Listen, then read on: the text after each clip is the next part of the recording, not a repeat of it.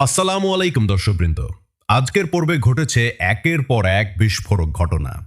অবশেষে সামনে চলে এসেছে সেই ভয়ঙ্কর সত্য যা এতদিন সবার কাছ থেকে লুকিয়ে রাখা হয়েছিল। মেঘলার গর্ভের সন্তানকে নিয়ে যে সন্দেহ আর অপবাদ তৈরি হয়েছিল তার পেছনের মূল হোতা ছিল রাতুল। ডিএনএ রিপোর্ট বদলে দিয়ে সে অনিক ও মেঘলার সম্পর্ক ধ্বংস করতে চেয়েছিল।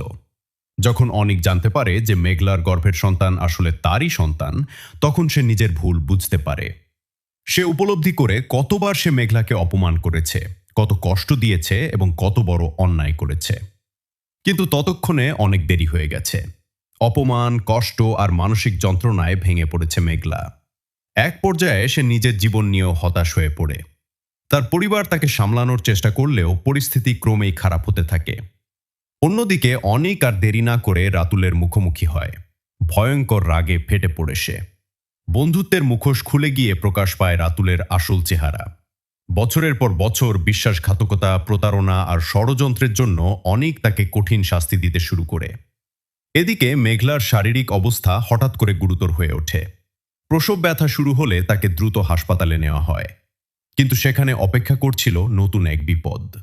সন্তানের বাবার পরিচয় নিয়ে প্রশ্ন তুলে হাসপাতালের কিছু লোক চিকিৎসা শুরু করতেই অস্বীকৃতি জানায়। প্রচণ্ড ব্যথায় ছটফট করতে থাকে মেঘলা।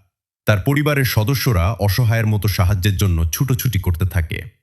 অন্যদিকে অনিক তখনও জানে না যে মেঘলার অবস্থা কতটা সংকটজনক। এদিকে বৃষ্টি আরও ভেঙে পড়ে। সে বুঝতে পারে যদি মেঘলার সন্তান সত্যিই অনিকের হয়, তাহলে হয়তো অনিককে সে চিরদিনের জন্য হারিয়ে ফেলবে। নিজের ভবিষ্যৎ আর সংসার নিয়ে ভয় তাকে গ্রাস করতে শুরু করে। এখন প্রশ্ন হলো, মেঘলা ও তার অনাগত সন্তান কি নিরাপদ থাকবে? অনেক কি সময় মতো হাসপাতালে পৌঁছাতে পারবে?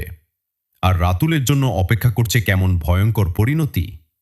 সব প্রশ্নের উত্তর জানতে চোখ রাখুন